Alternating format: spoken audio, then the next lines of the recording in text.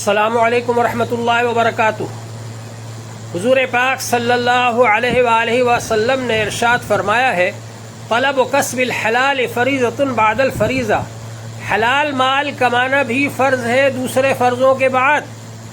اس لیے مسلمان کے لیے ضروری ہے کہ وہ حلال مال کمائے، محنت کرے، مزدوری کرے، تجارت کرے، کھیتی کرے، حلال مال کمائے اور حرام مال سے بچے، سود سے بچے، رشوت سے بچے، کسی کا مال چھیننے سے بچے، چوری کرنے سے بچے، حرام مال سے بچے، خود بھی حلال مال کھائے اور اپنے بیوی بچوں کو بھی حلال مال کھلائے۔